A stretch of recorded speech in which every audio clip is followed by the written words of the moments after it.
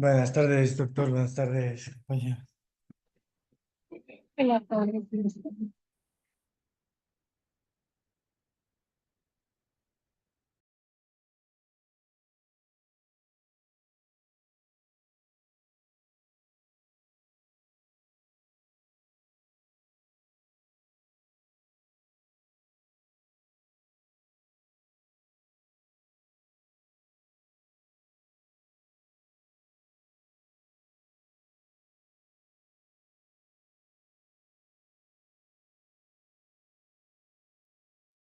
Muy buenas tardes con todos.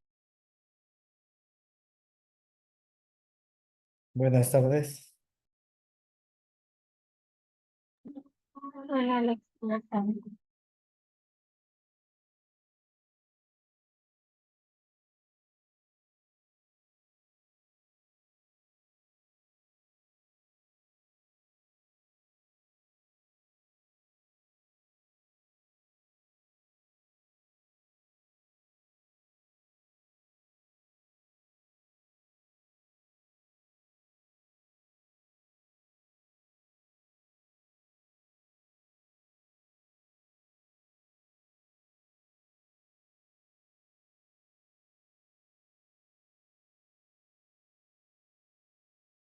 Buenas tardes.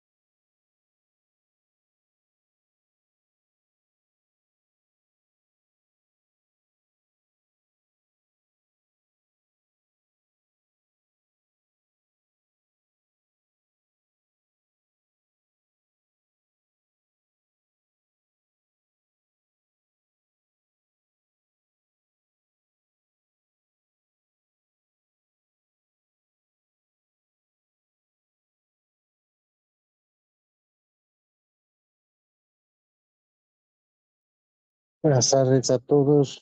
Ya se conecta el doctor Bonifacio. Les ruego un poquito de paciencia. Está tomando buen internet nada más desde Lima. Gracias.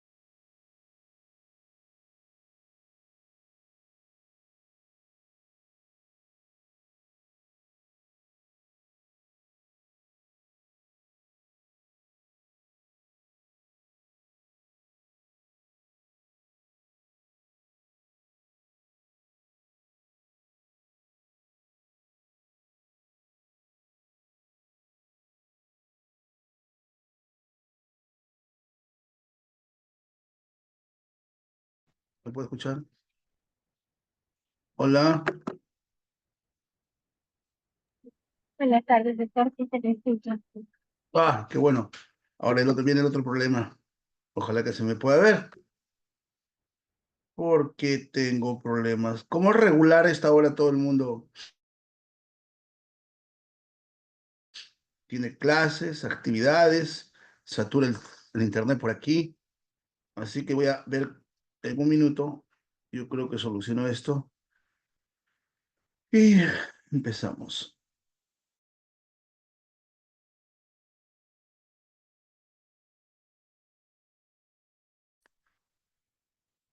¿Ahora sí? ¿Puede ser? Sí, se le escucha y le podemos ver, doctor. Sí se visualiza, doctor. Muchas gracias. Muy buenas y cordiales tardes. La verdad que es parte de la tecnología estar comunicados, bien, pero también es otro de los grandes problemas. A veces cuando ocurren esas pequeñas dificultades, y no sé, yo creo que podemos al inicio, con la venia de nuestro distinguido maestro los Tomás Alvear Peña, si hay alguna dificultad para poder iniciar las clases la tarde de hoy, presentarme adecuadamente, no sé. Quisiera saber si... Bueno, ¿esto lo ven? Mi estimado doctor, ¿cómo estás? Bienvenido y por favor, adelante contigo esta clase y espero que la disfruten. Y bueno, el doctor Bonifacio ya se presentará con ustedes. Yo espero de todo corazón que lo disfruten. En realidad va a ser una charla muy amena. Gracias, Bonifacio. Ok, con su venia entonces, querido señor. Vuelvo a preguntar, disculpen la insistencia. Lo que sucede es de que en efecto tengo algunas dificultades, pero solucionables todas, y entonces no voy a ser como los artistas que van a un concierto si se me escucha, si se me ve, pero sí, ¿no? ¿Estamos bien? Se te escucha bien. Pues no se Sí, me está ve. muy bien, está muy bien. Ya, si se me La ve, pantalla no, compartir pantalla no. ya todavía. Vamos a compartir pantalla si es que me han Mm. autorizado dentro de un momento. Bien, me debo presentar y hacerle mi agradecimiento eterno siempre a doctor Carlos Tomás Alvear Peña, que me ha convocado para poder compartir la tarde de hoy algunas inquietudes jurídicas. Mil disculpas, estaba programado para la semana antepasada, pero tenía una programación muy cerrada ya en España, hubiese empezado a las 12 de la noche, mi clase es allá, pero resulta de que a esa hora, no obstante el deseo de iniciar mis clases, no terminaba una ceremonia muy interesante, muy bonita allá en la Universidad Alcalá de Henares, que con la bendición de Dios tuvieron la gentileza de concederme un honoris causa. Y entonces a la hora indicada ya era muy difícil. Ya en tierras sudamericanas estamos casi conectados en el mismo horario, entonces no va a haber dificultad, no les voy a hablar con pijama, ¿no? No voy a estar con sueño. Así que voy a tratar en lo posible de abordar el tema que se me ha encargado. Es altamente discutible, tiene diversas características, pero bueno, diremos primero, y como usualmente uno se presenta ante mis alumnos, ya sea de esta u otras universidades, mi nombre es Bonifacio Meneses González, soy magíster en Derecho Penal, magíster en Derecho Procesal Penal, magíster en Destreza y Litigación Oral, doctor en Derecho, miembro de la Asociación de Doctores en Derecho de México. Bueno, soy profesor de algunas universidades, he escrito algunos textos, algunos libros. El último sobre cibercrimen, interesante, que lo he presentado la semana pasada en el Ateneo de Madrid, en la universidad, en las universidades allá de España, pero sobre todo en un evento tan bonito con Alcalá de Henares, que es respecto en Talavera de la Reina, y estoy sumamente contento con la acogida, que en efecto también se lo debo al Instituto Iberoamericano de Justicia, del cual soy integrante, soy miembro, bajo la presidencia del maestro Gustavo Yarrobe, y a su vez la Universidad Pontificia de Salamanca, un claustro educativo que junto con la Universidad de Extremadura, de País Vasco, de Buenos Aires, decidieron publicar el último libro sobre cibercrimen. Y de algo u otra manera vamos a tener que ingresar a ese tema, ¿no? Por la envergadura de lo que implica en la actualidad. Ya veremos por qué es tan importante. Pero sobre todo vamos a tratar, reitero, de cubrir algunas expectativas que en cierta manera me siento halagado por su conexión. Ahora bien, aquí está. Voy a ver si podemos compartir.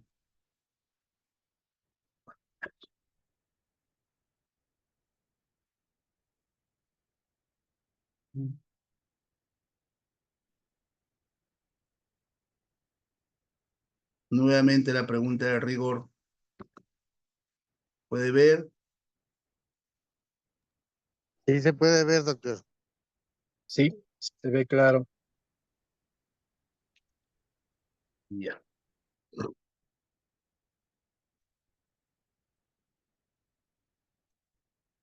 Entonces, vamos a entrar aquí. Creo que entramos con esto. Entonces, pero con esto.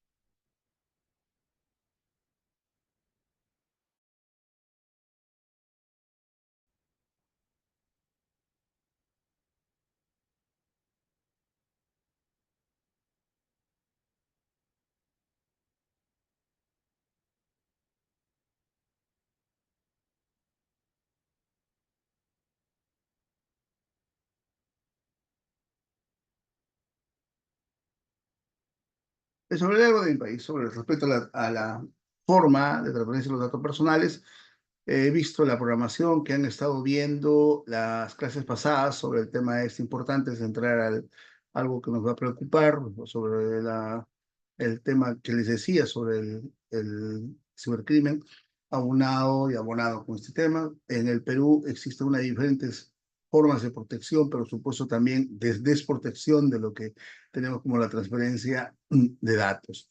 Los datos personales, imagínense, les contaré al inicio qué cosas nos han estado viendo perjudicados, no obstante, la suerte o continuidad en diversos esquemas de trabajo respecto a lo que implica es la protección. Nosotros cuando nos registramos, vemos alguna página, ya sea de nuestra entidad bancaria, nuestro sistema de seguros, nuestro sistema de protección de nuestras pensiones, damos y ofrecemos algunas de las cosas en las que regularmente decimos nos abrimos al mundo. Perdemos esas parcelas de derecho de la intimidad, de lo personal. ¿Para qué? Para otorgárselas a alguien que confesamos nuestra confianza y que en efecto va a cautelar ese registro.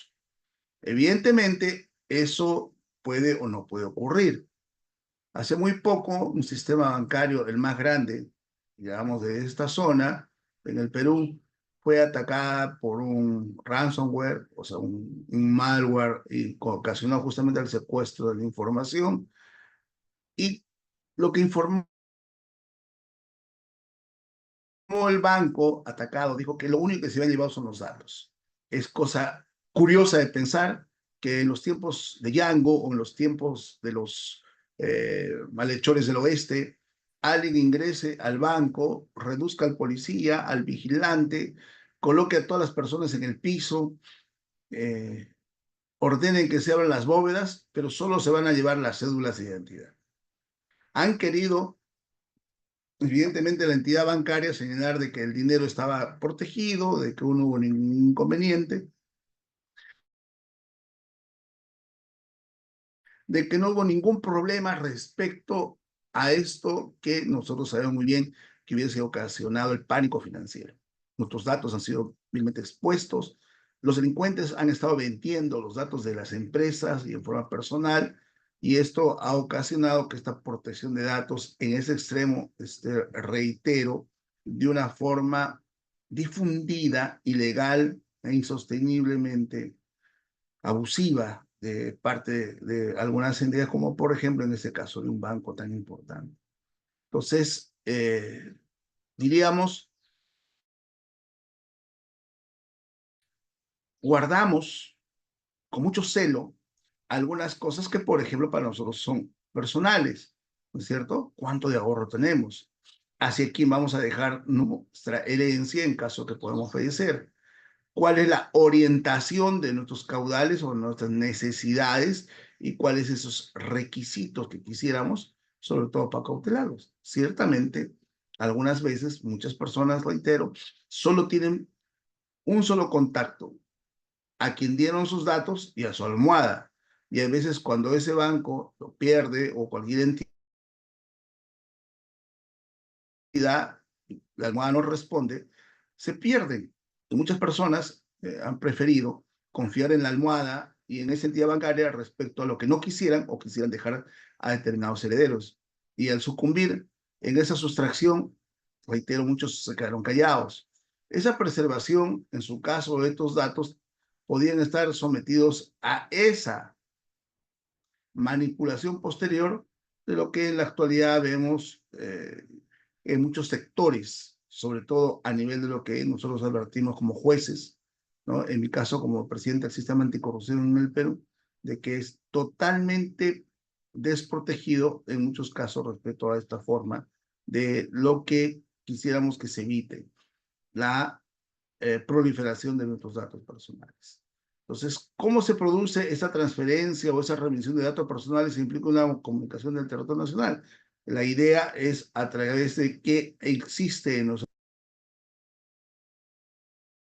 país, dentro del Ministerio de Justicia, una entidad dedicada a esta protección. O sea, pero es necesario tener presente en su caso de que estas transferencias tienen que tener sobre todo un nivel de cuidado y que nosotros tengamos ese sostenimiento acerca de lo que implica este trabajo adecuado y cómo poder llevarlo a través de diferentes normas. Y lo voy a explicar un momentito sobre los convenios y sobre todo las directrices que hablan acerca de la transferencia en el ámbito. Primero, vamos a hablar a nivel del ámbito nacional que se me ha ido aquí está. Entonces, el Ministerio de Justicia tiene a su cargo esta entidad donde establece e indica cuáles son las formas de las transferencias sobre una forma de trabajo de la preservación o los datos. Entonces, la tecnología, a través de esas formas, hace ver de que este desarrollo tecnológico de las redes de comunicación y vinculan una variedad de supuestos como las operaciones de tratamiento de datos, ya sea de nuestro país o de un país distinto al que son recopilados electrónicamente, así como las posibilidades de ese almacenamiento como si fuese un fichero de una empresa, de un servidor que posiblemente esté en el extranjero. Y eso lo advertimos cuando nos llegan ofertas de viajes o nos llegan ofertas de trabajo, ofertas en las que nosotros no hemos solicitado, o de lo contrario,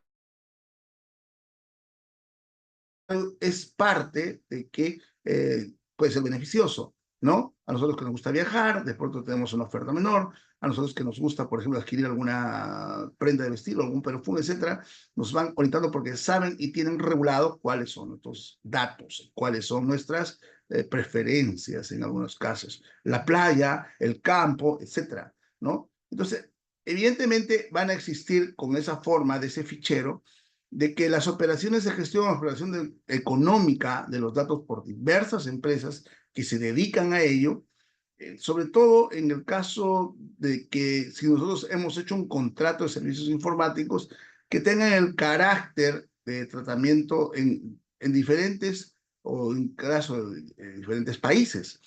¿Alguno de ustedes ha podido verificar o leer las letras pequeñitas que está cuando adquirimos un pasaje?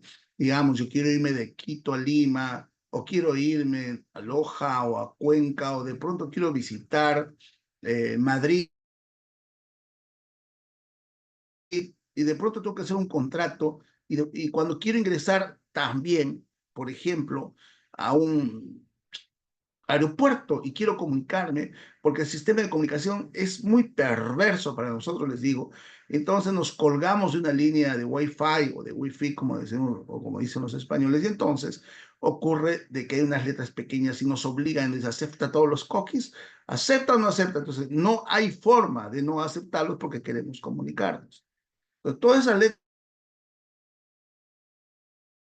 pequeñas donde ellos ya puedan tener el acceso a nuestros datos personales que simplemente hacemos saber, dice, quiere ingresarse, quiere ingresar como invitado o quiere registrarse como pasajero habitual o visitante, digamos, de un aeropuerto.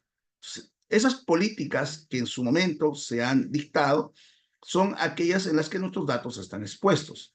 Ahora, en aquellos casos que tengamos como Estado dictar algunas medidas de seguridad o lucha contra el terrorismo, o sea, se refiere que hay incidencias normativas estatales que están destinadas a imponer estas obligaciones de conservación o comunicación de datos de terceros, pero en este caso se debe suspender algunos de los derechos típicos de protección, como el acceso a la cancelación. Claro, si nosotros decimos cómo es de que vamos a tener dentro del país una serie de protecciones que se siente más, les digo, se siente más en aquellos países que han sido pasibles o atacados, como España, Estados Unidos, propio Francia, donde se ha visto ataques terroristas, ¿no es cierto?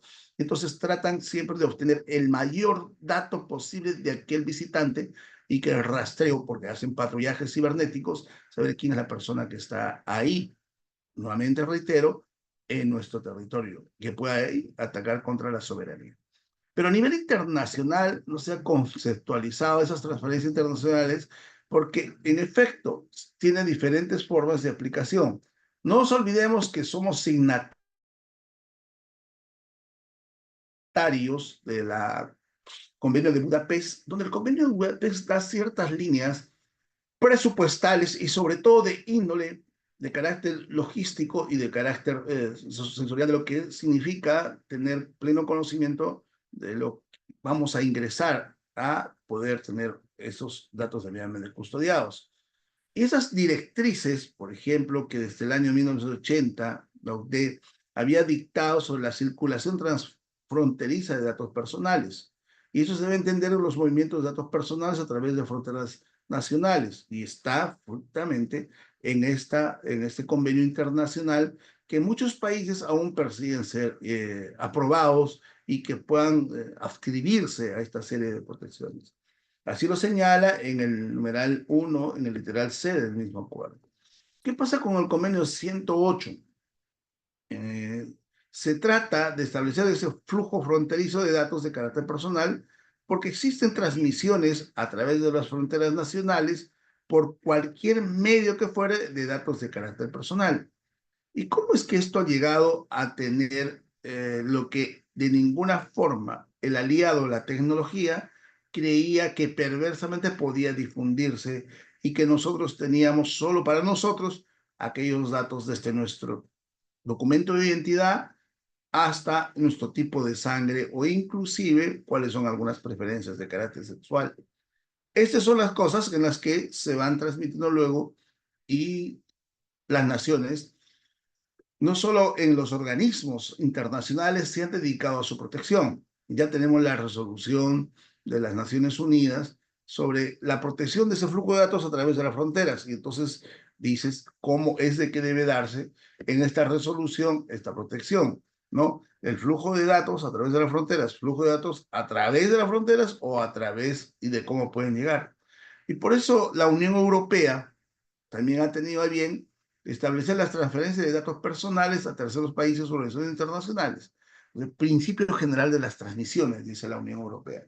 Pero en sí, nosotros tenemos como preocupación latente hasta dónde puede llegar y por qué recibimos llamadas continuamente del extranjero ofreciéndonos servicios o bienes, o de lo contrario únicamente para saber si podíamos suscribirnos o adscribirnos a un sistema de mensajería premium. Entonces, la transferencia de datos da lugar a que tengamos ahora absoluta desprotección de carácter legislativo. y me voy a explicar. Hace poco se ha visto otra nueva modalidad de la sustracción de tus datos con el uso de los famosos QRs. QRL es una forma en la que ha ayudado mucho a la logística, a la comunicación. Basta colocar un QR a través de una pantalla y decir, bueno, y tenemos, por ejemplo, la carta en los restaurantes, la adquisición de bienes, la compra hasta del menudeo, a través de diferentes formas en lo que solo pagamos con el celular. QR ya está hecho el pago. Lo que sucede es que esta desprotección, pero con la ayuda de la tecnología, da lugar a que el delincuente pueda hacer una copia espejo de ese QR del mismo restaurante donde hemos ido y que quizás altera o deriva, ingresando a tu celular, a todos tus datos personales, a todas tus formas de comunicación. Me refiero Instagram, Facebook, correos electrónicos, el acceso a tus claves, el acceso a tus movimientos bancarios, y lo único que hicimos es disparar el celular sobre un QR que estaba instalado en un restaurante, en la página, por ejemplo, de una revista del aeropuerto o en cualquier forma de acceso, por ejemplo, la biblioteca. No sabemos si un delincuente puso un sticker pegado ahí al momento posterior de su visita y que luego llegamos y vemos que sí tiene acceso a la biblioteca, pero sin embargo ese QR ha derivado como un troyano, como un gusanillo malicioso, y tiene toda nuestra información. Entonces, ¿cómo es que se hace esa transferencia legal y legislativamente? Entonces, ¿hay forma de cautelar aquello? No. Hace poco en el Perú se llevó a cabo perdón, una de las reuniones más importantes del mundo sobre las 31 economías más grandes del mundo. Este sistema de la Alianza del Pacífico Oeste y comercial, ¿no? Y entonces, ahí se ha visto reflejadas todas nuestras falencias en la protección de los datos. Y existen diferentes reglas internacionales para la transferencia internacional de datos. Ya tenemos la OCDE, tenemos las Naciones Unidas, la Comunidad Europea, la PEG, Parlamento y Consejo de la Unión Europea. Y como resultado de esto, algunos documentos emitidos, ya sea por estas instituciones de carácter internacional, se establecen como una forma de norma general para la transmisión de datos de un país a otro, que se debe verificar que el país importador, me refiero de los datos, garantice un nivel adecuado de protección de los datos personales. De lo contrario, si no estábamos expuestos en nuestro país, abiertamente desprotegidos, más aún lo vamos a tener afuera. Uno se pone a pensar, en todo momento le debemos saber cómo es de aquellas cosas pequeñas que posteriormente se han ido adecuando y agrandando hasta convertirse en una parte ya de nuestra coexistencia. Términos como el phishing, malware, ransomware, WannaCry, keylogin, ahora ya phishing, botnets, son parte de nuestro léxico, ¿no? Y entonces, establecer cuál es ese sistema adecuado de la protección de datos, ¿no es cierto? Entonces, significa que este Estado, me refiero al que va a recibir los datos, tenga un grado de protección superior, igual o similar, equivalente o al Estado exportador de datos. Es decir, se busca evitar que en una operación de exportación de datos personales se disminuya el nivel de protección que le garantiza el titular del dato en el país exportador. Y eso se da regularmente en el sistema comercial, pero también es decir, en el carácter de lo que implica la desprotección en materia legislativa, y me refiero a materia de cibercrimen o materia penal. Cuando existe esa transferencia internacional de datos, no debe afectar la protección de los interesados con respecto al tratamiento de los datos personales. Y para eso el principio de continuidad de la protección de datos, que eso es importantísimo, poder tener en claro hasta qué punto ahora se ha visto una forma de buscar la protección y sobre todo tener en claro qué es lo que podemos advertir al respecto. Ahora bien, el Perú no solo forma de esta alianza que interese ese conocimiento del alcance de las reglas que resulten, sobre todo, aplicables a una especie de foro económico, sino que estas transferencias internacionales de esta protección de datos, como el sistema de las economías vinculadas a lo que consideramos que es esta alianza, se basa en una forma, no solo una figura de certificación de quisiéramos que tenga las buenas prácticas, que tenga esa protección de datos personales que son vinculantes para aquellas organizaciones, pero sobre todo los países que están vinculados a esta alianza del Pacífico económico comercial. Y por eso reitero que hace poco se reunieron en nuestro país y se daba los casos en los cuales deberían darse esas reglas de la privacidad, ¿no es cierto? Y sobre todo la privacidad del aspecto de la seguridad cruzada.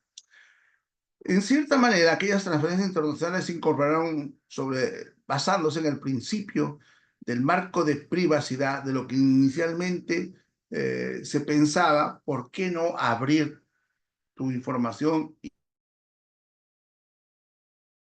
Y yo también voy a abrir mi información. Qué bonito suena, qué interesante, hasta que tengamos que esta clase de aspectos de transferencia internacional en los que se tengan que hacer y que son parte de esta alianza del Pacífico. Sobre todo, se busquen que se dicten las normas que en cierta manera al ciudadano común y corriente no le va a interesar, porque evidentemente no todos tienen esa característica de ese arraigo o esa protección de la privacidad. Entonces, cuando ocurre que esta autoridad gubernamental debe aplicar en forma parte de la información cautelada, lo que se busca es que tengamos una asistencia mutua entre los países y los miembros de la PEC. ¿A qué me refiero? En cuanto hacemos el cross-border privacy, information arrangement. ¿Por qué se busca de que tengamos esta directriz de protección y que por supuesto la asistencia sea mutua, no solo para la protección, sino que tengamos ahí agentes que tengan la verificación como una especie de compliance y que verifiquen cuáles son esos requisitos mínimos de la protección de los datos? Este sistema que se ha dado y se da justamente en el APEC es una forma de que las empresas cumplan con un mínimo de requisitos para tener ese tratamiento de los datos personales. Porque si nosotros abrimos nuestro móvil, nuestro celular, e informamos hoy a través de nuestra página o a través de nuestro sistema en el que tengamos nuestros datos personales, el camino siguiente es el más sencillo, ¿no es cierto? Nombre completo, fecha de nacimiento, documento de identidad, número de cuenta, número de pasaporte. Ya por eso estamos ya más involucrados en una forma de que van a decir, oye, y están todos sus datos. Entonces, ¿qué vamos a hacer? Centro de labores, Poder Judicial. Edad, 50 años. Ya. Entonces esta persona necesita aquellas cosas. Y empieza a bombardear de información. O ya saben, el círculo en el que no vamos a, por ejemplo, ofrecerle viajes de deportes, digamos, donde la adrenalina sea de presencia. No, ese viejito ya no va a viajar en ese sentido. Entonces, ¿qué es lo que le gusta a estas personas? Nuestra información es valiosísima. Nuestros datos son valiosísimos y lo que va a hacer es de que estas personas van a poder luego vender y decir, oye, mira que a este hombre le gusta la lectura, bueno, que pues se lee aquello. Y el marketing se pone de mayor envergadura respecto a aquellos gustos de determinados perfumes, de determinados lugares de paseo, pues a mí me gusta más el campo que la playa, y entonces, no obstante ello, saben saber nuestra ubicación. Hasta ahí está interesante, qué genial. Pero cuando esto se traslada al crimen, entonces vienen que esta transferencia no ha surtido los efectos necesarios del cuidado de esa transferencia. Entonces, la normatividad internacional va a dar lugar a que cualquier sujeto o cualquier país tenga al alcance aquello que es tan cercano a lo más íntimo. Si saben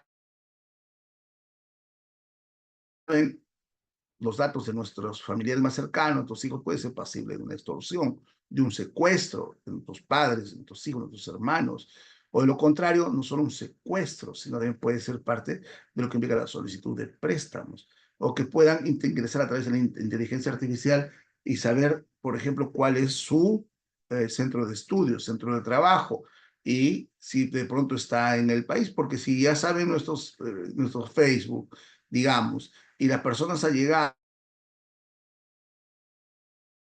están vinculadas a ella. Y de pronto uno de ellos se encuentra de viaje, quién sabe, en Punta Cana, y recibimos una llamada de emergencia en Punta Cana, y la voz de nuestro familiar nos dice que lo que ha ocurrido, que ha sufrido un accidente, o que lo contrario, atropelló a una persona, o de lo contrario, se le ha perdido sus maletas o su pasaporte, y requiere que urgente deposite una cantidad de dinero a tal cuenta bancaria, y entonces escucha la voz de la persona. Es más, se pueden hacer hasta videollamadas.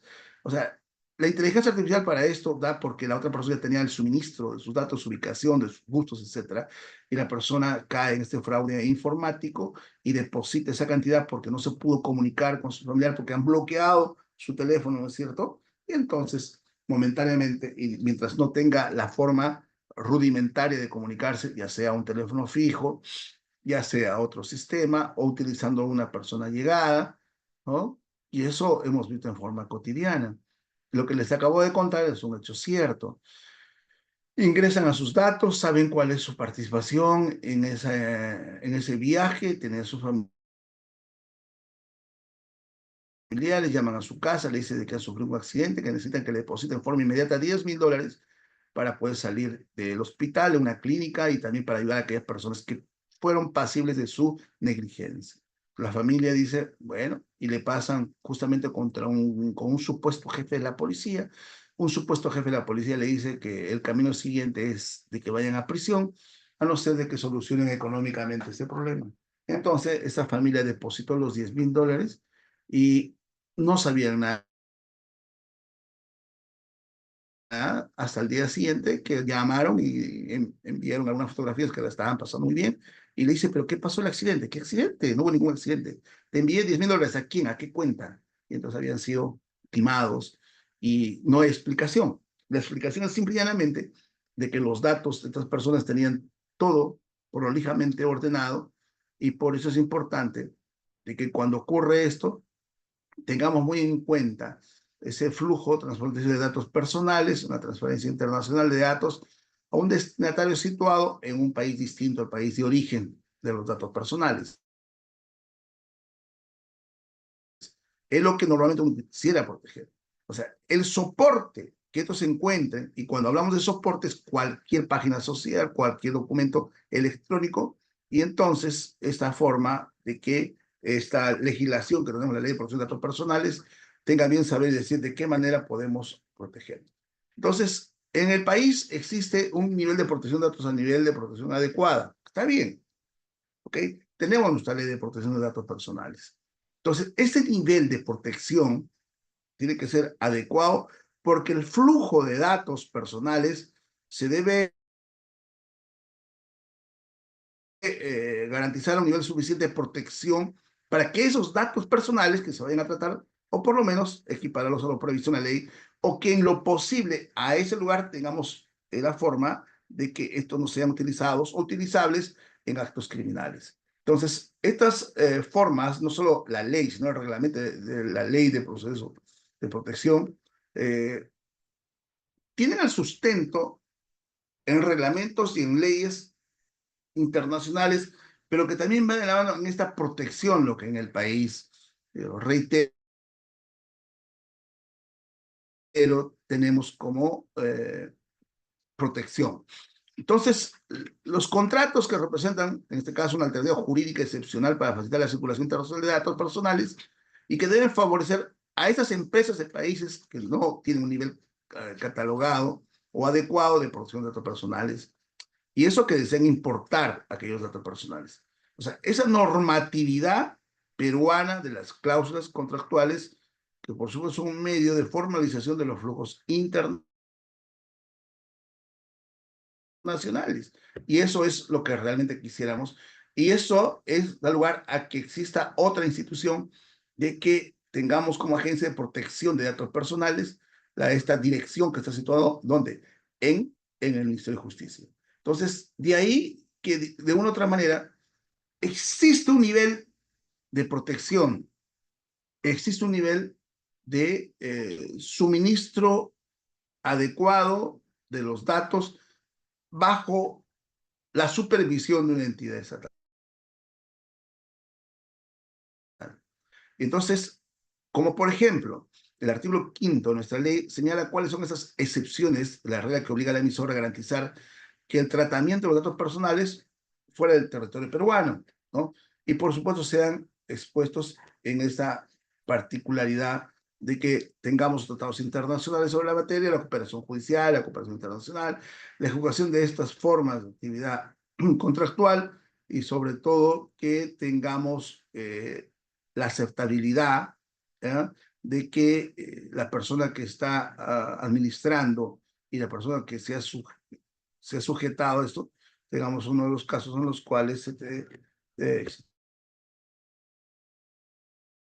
la protección adecuada y definitivamente no ocurra lo que en el momento vamos a advertir y considerar en los casos en los cuales aparece este flujo de fraude.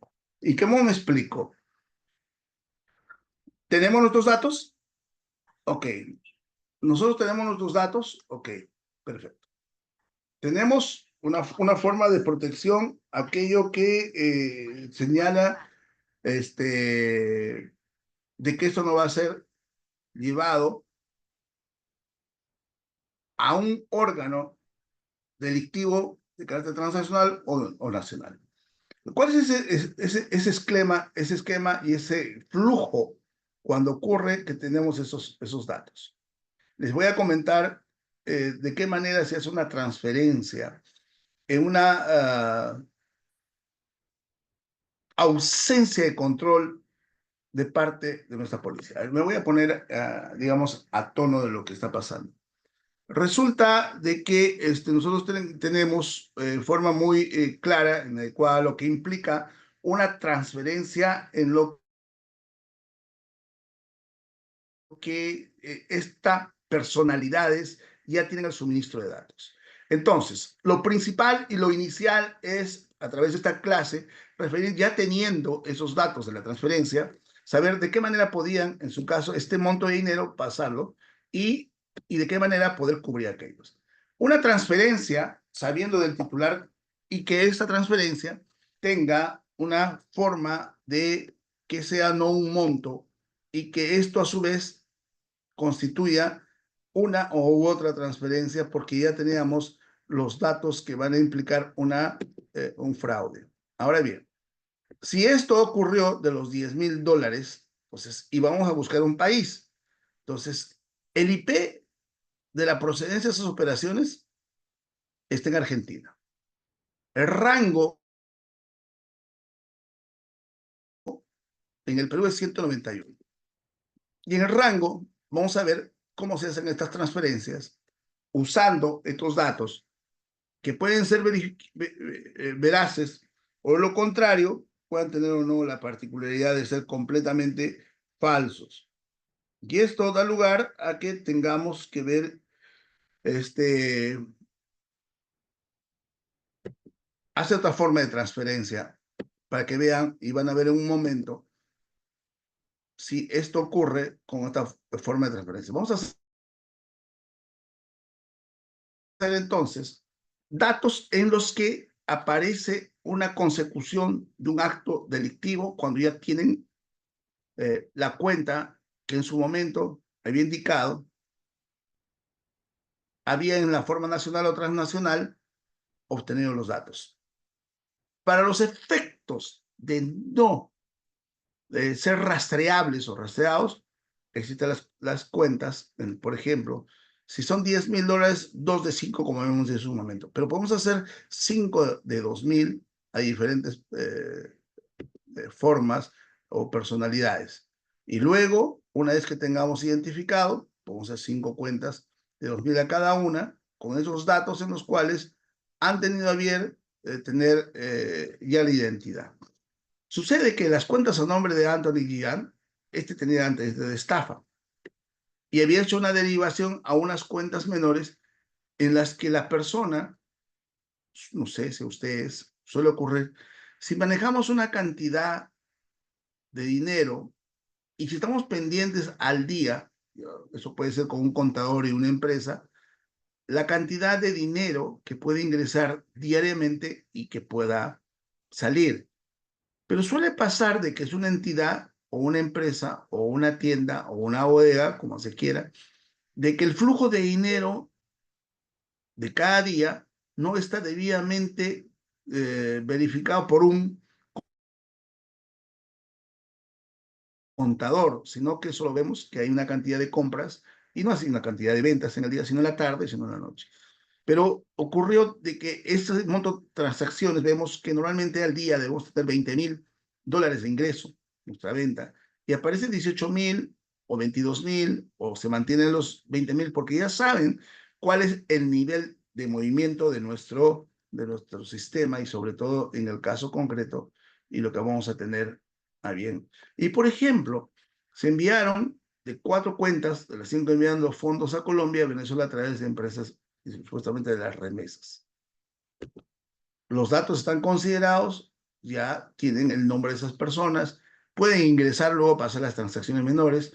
Con los $2,000 que, por ejemplo, pueden tener ahí, se cuenta el número 5 que vienen en bitcoins. ¿De qué IP? 214,231. ¿Dónde? Asignado a Telmex a Colombia. Ahora pues, estas personas ya han tenido ya a bien considerar estos datos. ¿Y cuál es la cuenta a beneficiar los bitcoins? No nos olvidemos que estos caracteres pueden oscilar entre 64 y 128 o cualquier cantidad donde difícilmente pueda ser rastreable. Ya en la China, ya en Finlandia, han logrado ingresar un hacker. ¿Dónde? A un sistema, una plataforma de bitcoins. Entonces, si ustedes advierten, si en la medida que ustedes han podido tener alguna forma de tener en sus manos una cuenta de Bitcoin, diríamos que estos caracteres son únicos, irrepetibles, pero supuestamente, si se pierden esto, también pierden el dinero y pierden otra forma de acceder porque no van a encontrar otra forma de tener acceso a ese monto de dinero. Entonces, ahora hay que ver de dónde proviene este origen, de dónde es de que este sistema ha sido captado, si no es a través de la obtención de los datos en los que se ha tenido a bien analizar la forma de esta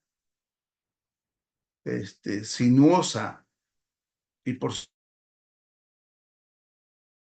supuesto consecuente manera de obtener, reitero, primero la identificación de las personas que pueden ser receptores, exportadores o importadores de estos datos.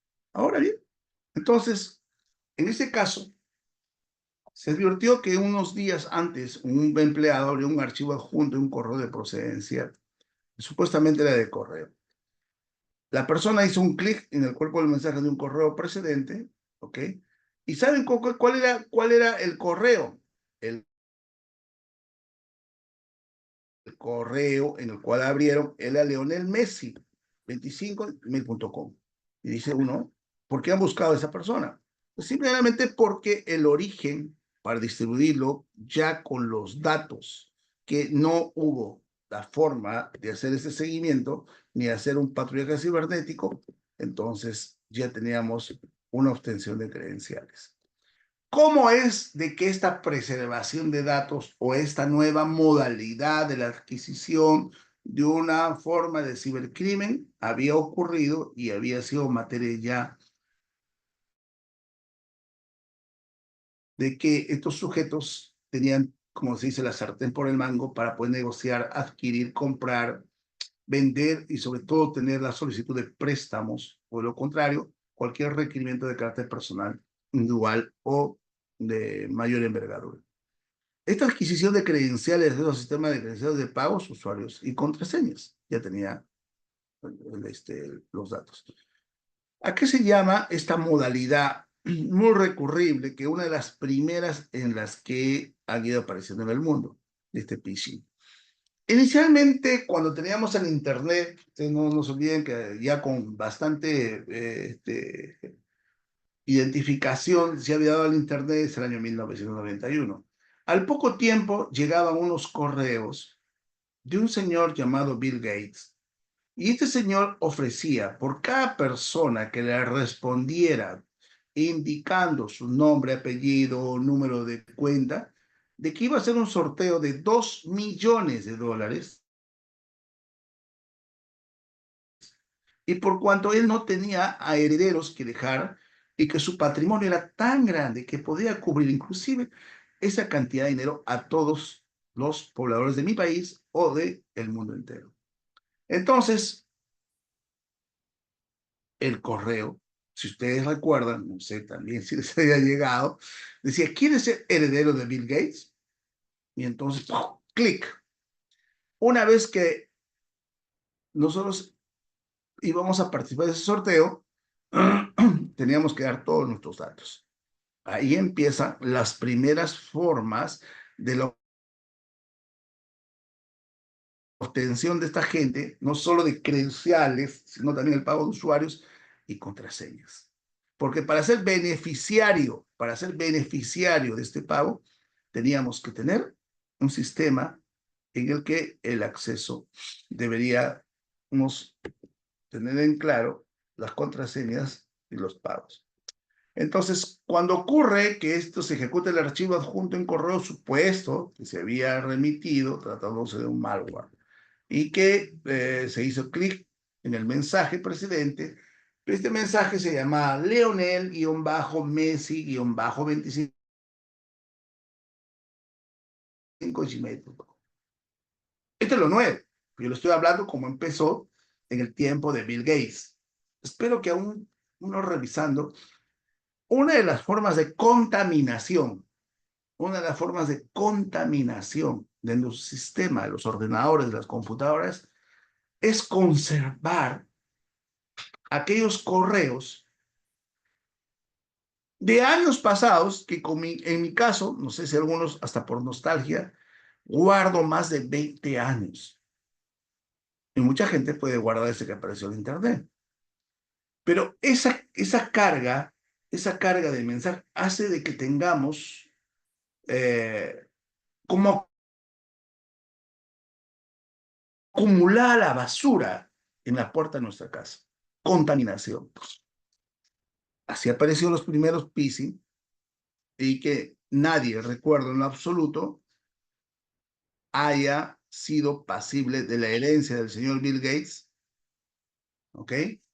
Más aún con $2 millones y a todo el mundo le exigían sus datos, y había un cuestionario que desarrollar, y evidentemente ahí dabas tu información personal, tu información laboral, tu información económica, y en muchos casos, no sé, para ser pasible de donación de 2 millones, regalo de 2 millones, pues colocaba que tenía o no tenía trabajos y la gente sí, las historias se iban repitiendo. Y lo más grave es que este correo de Bill Gates se hacía una forma de difusión entre todas aquellas personas que uno consideraba que podía, en su caso, ser beneficiarios.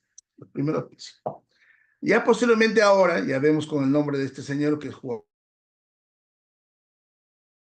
jugador del equipo de fútbol de Argentina. Entonces, este cracker, que es una división del hacker, accede al sistema y obtiene los permisos necesarios para operar. ¿En qué estamos? Es que existe una persona. Ahora, ¿qué es lo que tenemos al frente? Nosotros los abogados, y en mi caso los que soy juez, tenemos una serie de dificultades de carácter tecnológico, científico o intelectual en cuanto al manejo de las máquinas. Nuestros hijos, nuestros nietos, nuestros bisnietos, nuestros tataranietos, nuestros sobrinos, etc. Los actuales niños nacen con una tablet, con un celular en manos, creo yo, y he visto criaturas que sus madres, para que no molesten, las dejan hacer sus cosas en casa, le dan el celular o una tablet.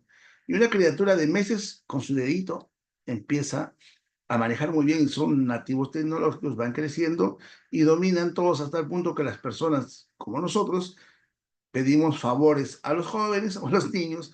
Oye, ayúdame a ingresar a esta página, ayúdame a hacer este trabajo, ¿no? Cosas que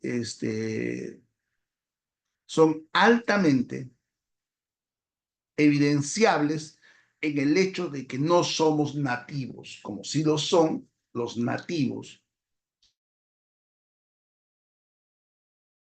originalmente tecnológicos, la generación X, la generación Millennium, la generación Z, sea cual fuese, son aquellos los que van a gobernar nuestros días de unos años. Entonces yo a mis alumnos les digo, en mi generación hemos tenido médicos, especialistas en epidemias, hemos tenido especialistas en logística de tiempo, y de alguna manera hemos pasado una pandemia, encerrados tanto tiempo en nuestras casas a nivel mundial, no a nivel de Ecuador, no a nivel de Perú, no, a nivel mundial. Yo recuerdo que ese 15 de marzo salía de Europa en el último vuelo permitido. Y cuando ingresábamos al Perú, era el último vuelo admitido para ingresar. O sea, el último en salir y el último en entrar a mi país. Y estaba pensando, Dios mío, y toda la gente no quería ni tocarte, no quería ni siquiera saber. Y entonces uno se pone a pensar, Dios mío, ¿quién pudo de una u otra manera solucionar en algo el tema de la pandemia? Entonces, no me gustaría pensar que nos puede agarrar una guerra, una pandemia de mayor envergadura y tengamos al frente influencers, tiktokeros, personas que ahora, como los jóvenes, están más altamente dedicados a ello. O peor, han humanizado a los gatos y a los perros, ¿no? ¿No es cierto? Y entonces, ojalá que esto nos ayude a pensar. Y estos sujetos al frente, los delincuentes, los crackers, los hackers, son ingenieros, son técnicos altamente capacitados, altamente especializados, y por eso yo digo, frente, en mi caso, soy ignorante de esta tecnología que utilizan para poder encargarse de manejar, y lo han hecho en el sistema judicial colombiano, en la rama judicial. 15 días que no funcionó el Poder Judicial en Colombia, la Central de Inteligencia Americana tuvo que callarse en 10.000 idiomas, decir que no pasó aquello cuando todo el mundo sabe que sí pasó. A su vez, la empresa de gas de Portugal, imagínense Lisboa sin gas, no podían sacar su leña a cocinar en la puerta de su casa, porque es un edificio gigante. El hospital de República Checa, gravísimo, gravísimo. Entonces, ya tenían todos los datos. Lo peligroso del asunto fue cuando, al entrar al hospital de la República Checa, empezaron a informar todos los enfermos psiquiátricos que habían pasado por ahí, políticos, empresarios, grandes personalidades. A cambio de que no se suelte esa información, exigían 10 millones de euros, pero en bitcoins. En ese momento les he visto cuál es más o menos esta trazabilidad, que es casi imposible. Entonces, este señor cracker ingresa, vulnera nuestra intimidad y se da a partir del robo de esos datos sensibles mediante el phishing. Retomamos. El phishing es como pescar, ¿no es cierto? Entonces, sueltan la información y, hola, soy del banco, Pichincha, digamos, y tienes un retiro atorado, ¿no? O alguien quiere ingresar a tu cuenta. O aparece un movimiento extraño. Perdón, tengo acá que ha levantado la mano Santiago Gómez Ríos. Qué bueno. Santiago, ¿ha levantado la mano, perdón, para hacer una pregunta? Sí, maestro. Buenas Ah, noches. Un gusto. qué bueno, qué bueno. Dígame, me ayuda Oh, mucho. Lo Tengo escucho. una consulta. Tengo una consulta. ¿Con qué frecuencia ha tenido usted casos en el ámbito penal de funcionarios, sea en entidades públicas o privadas, en donde ha existido una brecha de seguridad y este no ha comunicado?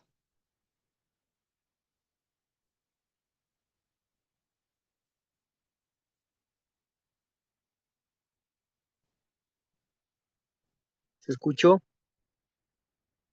¿Puedes repetirme la pregunta, por favor, Santiago? Ten la bondad. Sí, le preguntaba que con qué frecuencia, bueno, ha tenido casos en el ámbito penal por algún funcionario, sea en el ámbito, digamos, sea un funcionario de una entidad pública o privada, en donde no ha comunicado una brecha de seguridad que ha podido causar daños muy graves. Ahora sí te capté la pregunta. A ver, primero, es obligación de toda empresa tener un nivel de protección a cargo de un equipo o de una persona, de un equipo que tiene que estar muy pendiente. En nuestro caso, tengo un soporte que basta que se haya suspendido mi servicio de internet para hacer mi audiencia, lo llamo, se llama Chapoñán. Señor Chapoñán, no tengo internet. Chapoñán corre, instala. Si, por ejemplo, no tiene la forma de acceder, tiene que informar a la subgerencia y luego a la gerencia de informática. Tiene que ser en el acto. ¿Qué sucede en una entidad bancaria? Ay, Santiago, Clemo, te vas a reír. El banco más grande del Perú tenía como clave de acceso la palabra password. Me explico. Quiero ingresar al banco y te pide password, ¿no es cierto? Tu clave. ¿Saben qué Ujú. colocaba? Password. Únicamente eso. Ya estaban dentro del banco. Y a nosotros nos exigen que coloquen mayúsculas, minúsculas, asterisco, lo que sea. Si el propio banco no cuidaba esa información, entonces el delincuente, ya tú dirás, ¿cómo que sabe usted? Este delincuente se comunicó a través de las redes sociales y puso en evidencia que estábamos totalmente desprotegidos, más aún como banco. Muy bien, ahora ingresa la pregunta de nuestro amigo Santiago Gómez en el sentido de que a las personas que no cautelaron, no cuidaron y no informaron, pues han sido severamente sancionados, mientras que se está buscando el nivel de complicidad, porque sí hemos tenido un caso, y ahí otra vez vamos a la respuesta, de una asistente de uno de los bancos también más grandes del Perú, de que dejó abierta su línea telefónica para que el delincuente informático ingrese a través de la red telefónica y se llevó 360 millones de dólares de uno de los bancos más grandes del Perú. Otra. Gobiernos, no sé si allá tenemos la posibilidad, pero gobiernos populistas, al final de cuentas, crearon un sistema de protección al anciano, protección, como en México, creo que dan bonos al que toma leche, dan bonos al que come ají o lo que sea. La cantidad de bonos que dan allá en México es increíblemente. Oye, es increíble. Y entonces, aquí hay una pensión 65. Aquellas personas que tienen más de 65 años, pues son pasibles de recibir una pensión. Entonces, acá en el Perú fueron una cantidad de jóvenes de 65 años a pedir su pensión. Ya se lo había cobrado otra persona. ¿Quién? No se sabe. El banco tuvo que, en algunos casos, los que reclamaban, pagarles, a los otros no. Se perdió cantidad de dinero. Entonces, hemos tenido ese caso, el no reporte, y en muchos casos, el nivel de complicidad. Otra, un funcionario de la empresa de transportes y comunicaciones del Perú. Y esta persona daba las licencias de conducir sin ningún cuidado o reparo para que cualquier sujeto pueda manejar. Ya no tenga pies, no tenga mano, que sea, tenía licencia de conducir. Y en lugar de reportar, era parte del esquema. Pues fue condenado a una pena privativa de libertad. Pero lo estoy trasladando a mi sistema anticorrupción, que es una entidad pública y son los delitos contra la administración pública. Y hemos encontrado una serie de conductas delictivas. Pero cuando se va al sistema privado, las figuras delictivas son más restringidas. Fraude en la administración de personas jurídicas, ¿no? No tenemos como en el caso de la administración pública, la colusión, el peculado, ¿no? La negociación incompatible, entonces cuando se han interesado en el trámite de algo, ¿no es cierto? Y por supuesto, cuando se trata de la concusión, el inicio de que pedir dinero, luego la colusión, o hubo otras figuras delictivas que van justamente con la corrupción de funcionarios. Y si ha habido, ¿y por qué lo hemos procesado al que otorgaba licencias de conducir? Porque una persona que denunció le entrega dinero, que es el cohecho.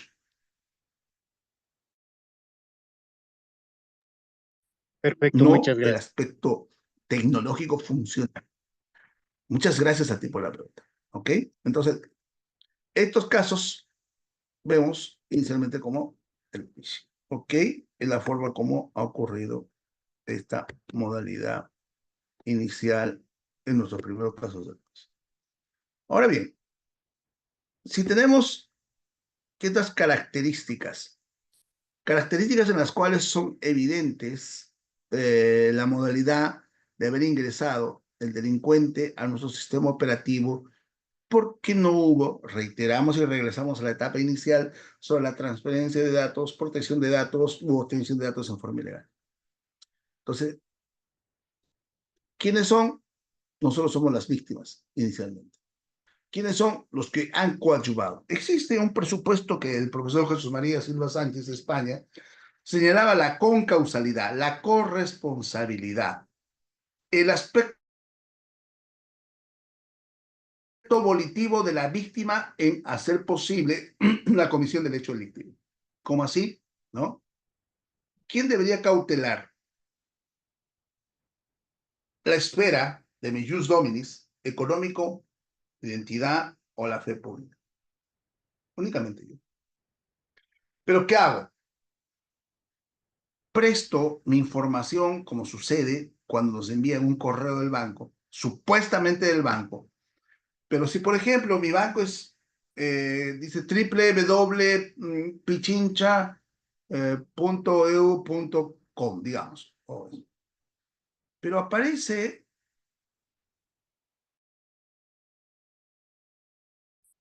¿por qué pongo eso? Porque cercan ustedes, pero bueno, el nombre de ese banco, no tiene nada que ver, solo es un ejemplo.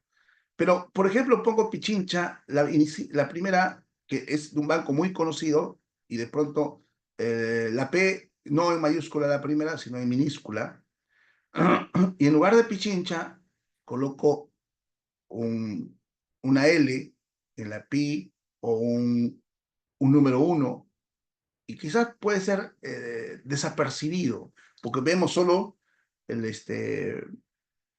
nombre y no hemos advertido que en lugar de decir Pichincha, la I con su puntito arriba, Pichín, la segunda con la bolita arriba y la A, y en lugar de la A encontramos, por ejemplo, el signo de arroba o en el punto que quizás no vamos a poder identificar en algunos casos, ya sea, digamos, la denominación del euro u otra en alguno de los caracteres. Solo leemos eso y las personas meticulosas sí revisan. O el punto, ¿no? Por ejemplo, si es www.pichincha.eu.e, ¿no? De pronto Pichincha colocan un punto o una coma. Y entonces es otro link. No es nuestro banco. Y uno debería tener la cautela de no hacer ingreso de nuestros datos. Entonces, ¿qué hacemos? Esa técnica de ingeniería social se obtiene la información confidencial y el método del engaño. Reiteramos, el método del engaño a las víctimas fraudulentas, la información confidencial y la técnica de la ingeniería social. Entonces, todo esto implica de una manera tal de que ya han ingresado. Entonces, ¿cuáles los pasos que debemos advertir y señalarlos como tal? Entonces, primero, nos llegaban unas cartas, las famosas cartas nigerianas. Consiste ya sea en no te digo seducción, sino junto con la cartita que nos ha llegado en las primeras veces del Internet sobre la carta de Bill Gates, aquí nos dan una promesa de alta suma de dinero, exigiendo a cambio un adelanto, ¿no? Señor, hemos advertido que usted requiere una cantidad de dinero, $10,000. Usted deposita $500 a esta cuenta y en breve le haremos llegar los 10,000, que estos son los gastos operativos. Y les menciono una serie de papeles, pero sobre todo testimonios. Testimonios de personas que están agradecidas y no de la modalidad truculenta, fraudulenta y perjudicial que no sé si en Ecuador funciona con algunos sujetos. Yo quiero mucho a Colombia, pero malos sujetos colombianos que hacen el préstamo de gota a gota. Este gota a gota lo han trasladado a este sistema de la tecnología. ¿Qué cosa significa el gota a gota? En el Perú llegaron una cantidad considerable de ciudadanos colombianos, iban por los mercados, por los puestos de venta, y casi te obligaban a recibir una cantidad de dinero en préstamo. Dice, no necesito, pero puede invertir en eso. Llegaron a tanto, hasta que, bueno, digamos que te den $1,000 y te dicen, me vas a pagar $10 mensuales. Pero eso se convierte en impagable. Por más que le diera los $10 mensuales, casi $100, no, perdón, $10 diarios, por lo que estoy hablando, $10 diarios. Y así le pague $300 mensuales, que vienen a ser los 30 días, y que pague todo mi préstamo en 5 o 4 meses, en 4 meses podría haber pagado más los intereses. No, señor, usted sigue pagando todo el año, porque lo contrario, el día que no pagues, viene un sujeto, te agarra a golpes, te exige que le pagues, y se hizo tan famoso ese préstamo aquí de gota a gota. Pero se está haciendo a nivel de la cibernética. Entonces, hay una promesa de alta suma de dinero, te exigen un dinero a cambio, ¿no? Este cibercriminal simula ser un agente, digamos, de esta agencia de fomento de ingreso de datos personales, ¿no? Para que la MIT ejecute un malware. Entonces, ¿qué es lo que ocurre? Nosotros vamos a tener de que vamos a ser pasibles. Les decía, nosotros nos sometemos a aquello. Nosotros somos los que aceptamos. Hay la modalidad de la concausalidad, la corresponsabilidad de lo que hablamos y decía, oye, es increíble que me hayan engañado, pero porque yo puse mi clave, yo puse los datos. La otra modalidad, que ustedes también ya lo conocen quizás de una forma en la que todos estamos expuestos, se obtiene la información de la víctima a través de una llamada telefónica, ¿cierto? Entonces, o de un correo electrónico, lo que es usual. ¿Aló? ¿Me contesta o es el titular de la línea? Pero si ellos están llamando, no lo contesto, no, señorita. No soy. Pero hay personas que tienen su tiempo y conversan. Sí, dígame. Entonces, supuestamente te ofrecen un servicio de telefonía o el cambio de operatividad, el cambio de una empresa operativa. Y uno presta su información. ¿Es así? Ya sea a través de una llamada telefónica, y entonces todo el día, si les mencionara, recibo llamadas del más 91. Más 91 es de la India. Claro que conozco la India, tengo amigos allá, pero no tienen por qué llamar de números así. Suele pasar que uno le contesta. Aló, no sé, ¿cómo se? Hola, bueno. En México siempre, bueno, hola, sí. Ocurre de que al otro lado del número ya no hay nadie, no existe ninguna persona. No sé si lo está pasado, del 901, 902, 903 como prefijo. O de cualquier número que normalmente uno encuentra en esos lugares de, no solo del Asia, sino del África.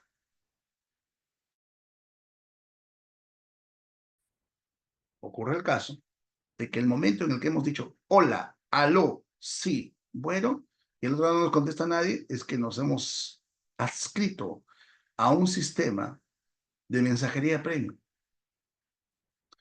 Y si, por ejemplo, pagábamos $50 mensuales de uso de la telefonía, puedo pensar de que es uno que tenga internet ilimitado y que puede no todas las redes sociales, etcétera, etcétera. Y de pronto al mes siguiente voy a pagar 55, 53, 56. Y digo, ¿y esto a qué se debe? Y pago porque necesito.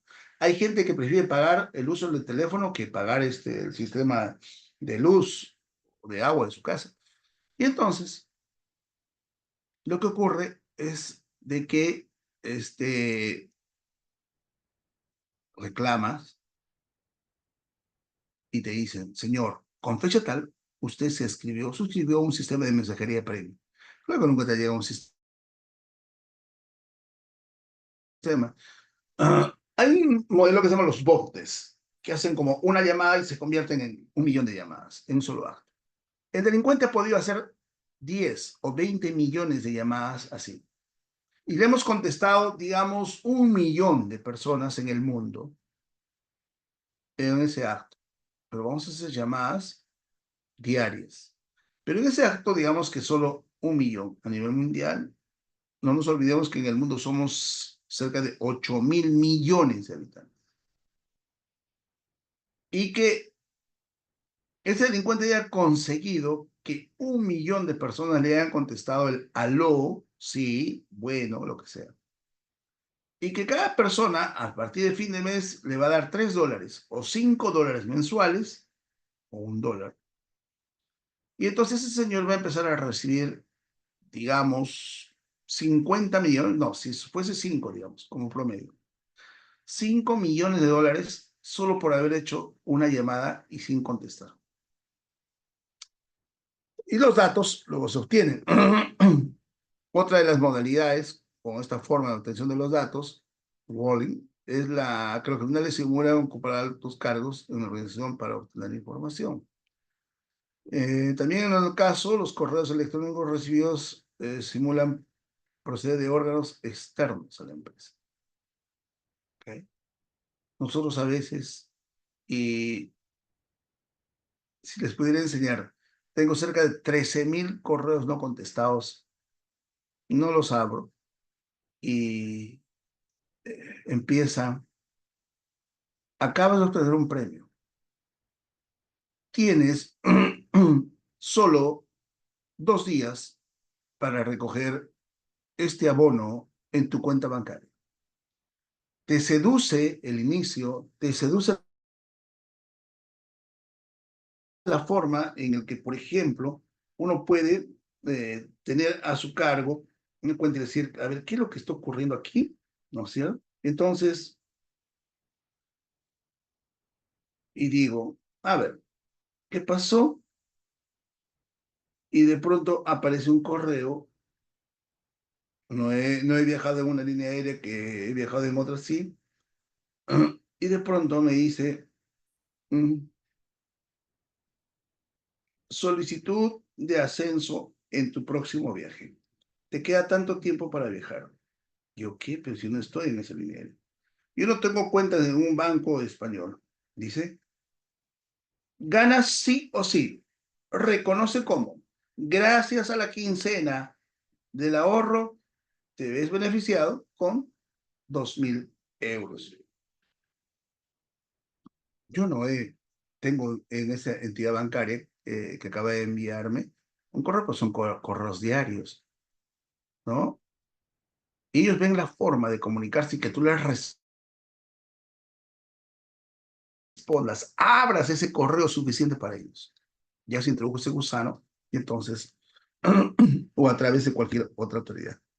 El empleo del correo electrónico para engañar a los empleados desprevenidos, ¿no? El atacante simula ocupar un cargo alto en la empresa o ser abogado, proveedor, etc. Y en este caso, el atacante simula ser un órgano externo y uno decir, ¿cómo vamos a hacerlo? Oye, desprevenido, ¿no? En nuestro Poder Judicial en el Perú, tenemos la obligación, por mandato superior, de abrir todos los días los correos electrónicos que venga de la institución. Y ha ocurrido casos en los cuales de bloqueo de cuentas o bloqueo de información por no verificar si podía contener el nombre Poder Judicial, Poder solo con minúsculas, no es, pero como han ingresado, Poder Judicial solo con minúsculas tampoco es, solo las dos primeras letras, ¿no? Entonces, esta es una forma de variantes que normalmente se están forma de patentizando. Y existe otra forma, como el smishing, que es una variante del phishing. O sea, el medio empleado es una mensajería instantánea, ya sea de SMS o WhatsApp, ¿no? O sea, te buscan la forma de que tú contestes en el acto y ahí van a obtener una diversidad de información y sobre todo del carácter lo regular, ¿no? De tus cuentas. Entonces, lo que tratamos es de que exista un nivel de control y sobre todo para la protección de datos. Tengamos un sistema basado en que tengamos, por supuesto, como tienen los chinos. Los chinos tienen en una sola billetera Facebook, su propio Instagram, su propio Facebook, no tiene nada que ver con el nuestro. Hay, o lo que se llamaba el Twitter, ahora es X, el pago de todos, solo todo está, el Uber, todo su sistema de los chinos tienen otras denominaciones, y estos hacen de que esté centralizado en uno solo. ¿Qué pasa cuando nosotros tenemos diversificado?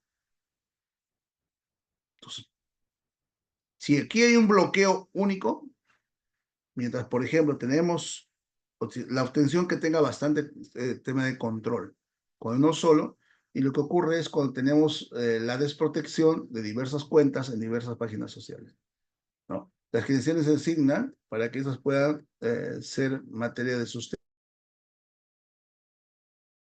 y modificación. Entonces, tenemos que tener un sistema eficiente que acredite, que sobre todo la permanencia en el tiempo, de que tengamos un sistema de credencial personalizado, me refiero a los datos, o que permita no solo ser monitoreado desde diversos puntos, sino también a través de una propuesta de una autentificación que se refuerce con otro acceso, se combine claves, se convierta con el factor biométrico, toques, efectivas formas de acceso, control de la empresa y el empleado. ¿Por qué esto resulta ahora? Hagamos de cuenta que esto es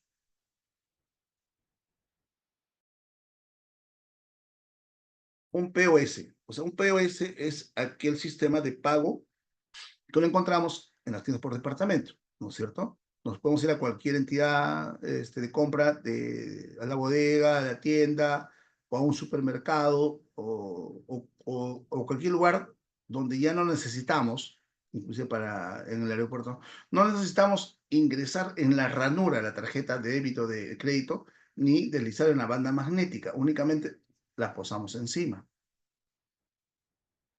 Entonces, cuando son montos menores,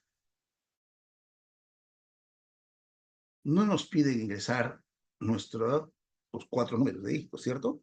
Y entonces, este sujeto se le ocurrió de que tienen POS, que ahora son más pequeñas, y coloca un monto, por ejemplo, de $50. Y camina en un concierto o en la parada de buses o en una discoteca. Se percata de que ¿dónde tengo mi dinero? En mi billetera, ¿cierto? Tengo dinero en mi billetera y de pronto aquí están mis tarjetas. Y este sujeto va a posar únicamente el POS, ¿ok? Oye, me parece. Y entonces ahí aparece qué tarjeta tengo aquí. Y lo que ocurre es de que si estoy en una procesión, o reitero, una parada de buses o un concierto o lo que sea, entonces con el POS de $50 o menos va a empezar a caminar, a caminar, a caminar. Los varones tenemos a veces esta billetera o nuestra cartera en el bolsillo derecho del pantalón. Otros lo tienen en el bolsillo trasero. Algunas personas que usan traje pueden colocar así en unas suerte de carteras ahí para colocar su billete o sus tarjetas. Otros en tarjeteros. Entonces el delincuente lo que va es únicamente por el tumulto, va a colocar el POS en algunas partes hasta que su audífono le dice de que ya sonó y que puede ir caminando buscando otra víctima. Se dio el caso que un sujeto en una sola noche, pudo llevarse cerca de $13,000. Imagínense en cada tumulto y con ese POS. Entonces, cuando yo veo al día siguiente, digo, Dios, yo no he gastado $50 en qué, en el concierto, qué raro, en tal lugar no.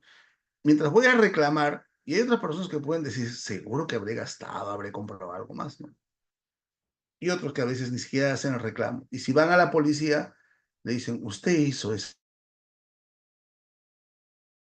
adquisición. Una impunidad total. Es una de las cosas que regularmente nos está pasando.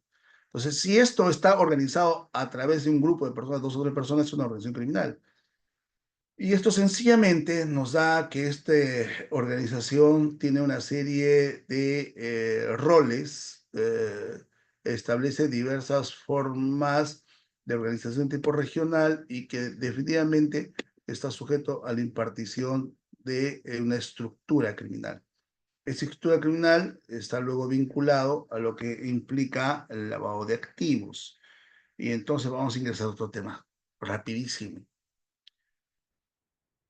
Porque está esta estructura jerarquizada y el lavado de activos implica algo sumamente peligroso, el uso de criptomonedas. Son anónimas, ¿de acuerdo? Al ser anónimas, ¿has visto la cantidad de caracteres que se usan? Entonces, ocurre el caso de que esta estructura criminal no tiene ningún tipo de control y el escenario habitual de lavado de activos es el uso de criptomonedas, ¿no? Entonces, ahí ocurre otro tema sumamente delicado en la forma de lo que vamos a tener, la falta de supervisión, la falta de control, sobre todo de patrullajes de la policía. ¿Y cómo se va a advertir? Existe un país que era profundamente millonario, muy rico, ¿no es cierto? Y que está más al norte de nuestro continente, dueño de grandes extensiones de pozos petroleros de diamantes y oro, hasta que apareció un mensajero del diablo que lo hizo presidente de la República y hay otro que le sucedió. Y de esa hermosa tierra tan prolija en riquezas, lo convirtieron en un páramo de la desnutrición y la pobreza. ¿Y por qué no desaparece? Simplemente porque crearon una criptomoneda llamada Petro. Un jugador de fútbol de Colombia, James Rodríguez, tiene para su merchandising la criptomoneda JR10, igual Neymar Jr., igual que en el caso de los Simpson, o que si ustedes han visto la serie Grey's Anatomy, el director del hospital invirtió todo el dinero de la clínica en bitcoins, al día siguiente no tenía un solo centavo. Entonces, la estructura de lavado de activos con el uso de criptomonedas es justamente de que existe cuando la inyección de dinero proviene del narcotráfico, la corrupción, la trata de personas, a un negocio supuestamente honesto. Entonces, la recepción de dinero, la transferencia de terceros países, el ocultamiento, la pérdida y el rastreo de dinero, la recepción de dinero y compra de bitcoins, que viene a ser entonces. Se recibe la integración, la decantación y luego, bingo, ya está dentro del sistema regular de los negocios, que muchos de ellos han sido altamente sacrificados para lo bueno, pero están inyectados, ¿no? Están inyectados de dinero negro. Entonces, esto es lo que quisiéramos resaltar y destacar en el aspecto en el que tengamos puntualmente que señalar la protección de los datos y que han sido llevados a diversas modalidades del cibercrimen. Ahora bien, así como les mencioné que existe una institución en el Perú dedicada a la protección de datos, existe el avasallamiento del uso de la tecnología para que cualquier hacker, cracker o delincuente pueda obtenerlos, venderlos y, como ha ocurrido luego de del ingreso al Banco Internacional o Interbank en el Perú, empezaron a proliferar los datos de grandes empresas donde inclusive mencionaban el número de tarjeta de crédito, número del vencimiento de la tarjeta y el CBB, que es aquel control, ¿no es cierto?, que debe tenerlo solo la persona o solo la tarjeta. Y luego viene el despilfarro y todos han tenido que ir a retirar sus cuentas. Y el banco ha tenido que decir, no señor, no se han llevado un solo centavo, los delincuentes solo se han llevado algunos datos, y les dije al inicio, al banco han ingresado con armas de fuego, los delincuentes del oeste, con un pañuelo puesto en la cara, mataron al policía, redujeron al vigilante, abrieron las bóvedas y dijeron, no, solo nos vamos a llevar las cédulas de identidad. Resulta hasta ilógico, insulta a la inteligencia, cuando, de acuerdo a los correos presentados por los delincuentes que se habían comunicado con los directivos del banco, ciertamente habían pactado por $4 millones inicialmente que el banco después no quiso pagar, hasta que luego la difusión de los datos personales de las empresas, accionistas. Entonces ahí aparecen, por ejemplo, personalidades vinculadas a ciertas familias que son parte del Estado, que están siendo, ¿no es cierto?, identificados como integrantes de grandes empresas que supuestamente reciben beneficios del Estado. Gravísima situación, ¿no creen? Gravísima situación. Y eso es lo que viene sucediendo en esta inicial sustracción de datos, desprotección y más aún de lo que hemos visto en una forma de ransomware, de la encriptación de la información y que luego piden el rescate en esta modalidad de criptoactivos.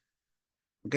Bien, fíjense de que quiero ser respetuoso con el horario. Me dijeron que haga una pausa a la mitad, dije mejor no. Avanzo hasta ver si hay alguna pregunta, ¿ok? Y ustedes ya podían hacer sus actividades sin dificultad.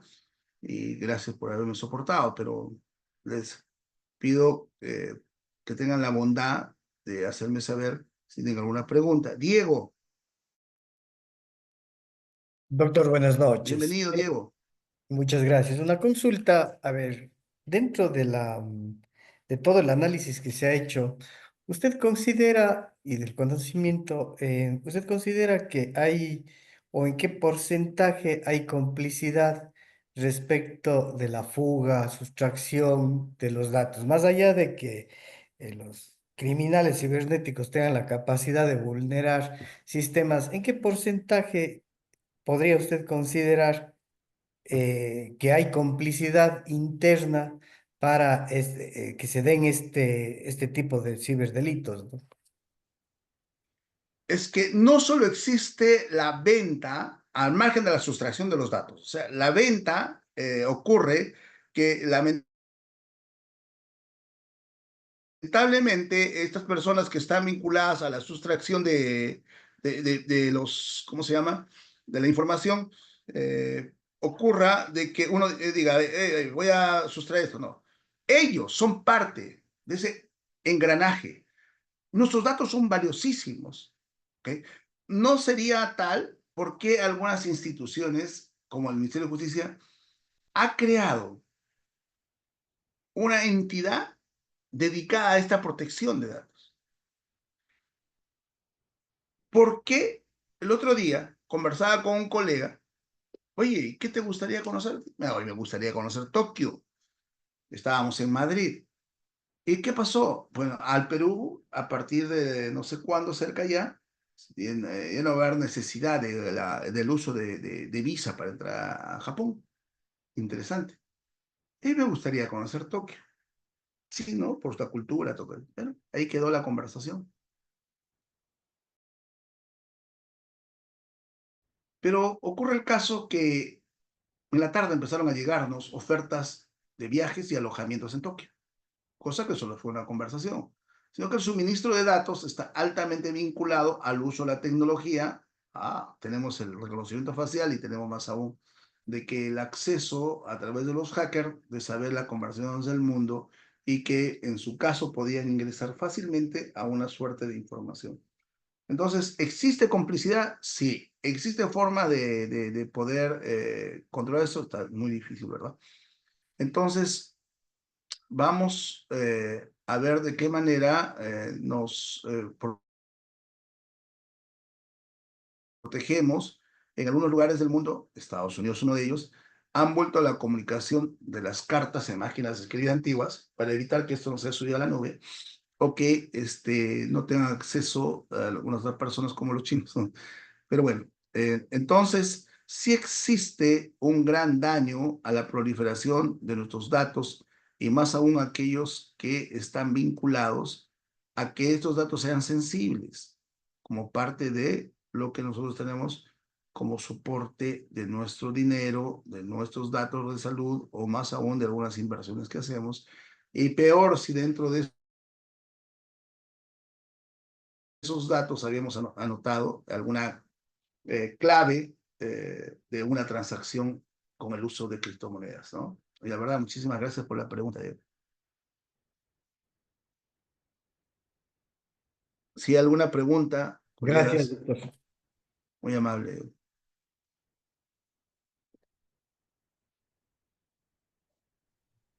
Creo que no, mi estimado doctor. Podríamos continuar tal vez. No hay ninguna otra pregunta.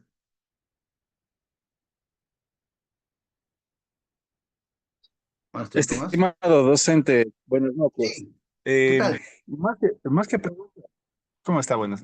Quería aportar algo más a lo que usted nos estaba comentando sobre el robo de datos por medio de lo que es el phishing y lo que es el smishing. Bueno, quería aportar de que ahora la modalidad del phishing que está en auge con las llamadas que son de países de Andorra, de Nigeria, etcétera, de cualquiera de ellos, en los cuales simulan que están llamando de otros países y se me ocurre, ¿no? Por redes sociales como WhatsApp, en la cual ya capturan el rostro, el momento que hacen la videollamada y que estas están utilizando técnicas de inteligencia artificial para poder simular el movimiento o simular la apariencia en 3D con la foto que se toma para acceder a las cuentas bancarias que tienen el sistema de biometría con reconocimiento facial.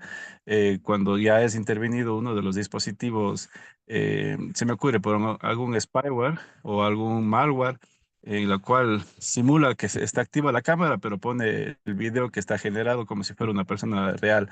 Eso también está ahorita en bastante auge para el robo de datos y también para el ingreso a las cuentas. Eso quería aportar, estimado docente. Ay, muchísimas gracias. No solo el tema del reconocimiento facial, ustedes han visto en TikTok ese supuesto amorío entre Donald Trump y Kamala Harris, de los dos candidatos a la presidencia de Estados Unidos, o algunos encuentros amorosos entre Lionel Messi y Cristiano Ronaldo. La inteligencia artificial nos aturde con esa forma de establecer formas o de personas que pueden hacer aquello. Ocurre el caso de que llegaron a ingresar, nosotros tenemos un sistema de registro de identidad que se llama Registro Nacional de Identidad, Servicio Civil RENIEG en el Perú, donde está, desde que naces hasta que mueres, la base de datos desde tu nacimiento hasta tu muerte. Y están ahí, si naces, las palmas o los pies, por supuesto, de los niños, las huellas dactilares, y cuando vas creciendo, por supuesto, cuando ingresas te dan tu documento nacional de identidad o DNI. Resulta que al ingresar a esa base de datos, han vendido tal cantidad y que algunas personas han sufrido, me refiero a esta modalidad de que los delincuentes, a través de un sistema tan sencillo como la obtención de las huellas dactilares, plasmadas luego en un látex delgado y que han ingresado a una notaría y a registros públicos, porque en el Perú todo bien, sea inmueble o mueble, debe estar registrado en un registro nacional. Y por lo tanto, han logrado adulterar estas transacciones y hay un grupo de personas que están en la cárcel, le llaman un clan de personas incluidos registradores públicos, notarios, abogados y muchos delincuentes que, por ejemplo, iban por una ciudad hermosísima que me gusta tanto, Cuenca, y veían una casa desocupada, decía, qué raro, no hay nadie, no, los dueños están en Estados Unidos, ¿y de quién es el propietario? Y entonces al averiguarse los datos, quién era, y la casa sola o solo un vigilante, alguien de que no va a reclamar, y de pronto aparecían otros dueños. Lo que sucede que estos delincuentes habían utilizado esas huellas u otra forma de ingreso telemático y sustracción de datos. ¿Para qué? Para hacerse dueños, reitero, de esa propiedad. Y luego lo vendían a otros o lo hipotecaban a bancos, veían la forma de obtener pingües ganancias. Esa modalidad también son aquellas en las que se hace la sustracción de datos.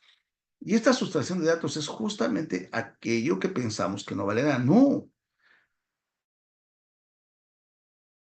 tiene alto valor comercial en el ámbito patrimonial. Pero ¿qué sucede cuando se trata de temas vinculados a la seguridad nacional?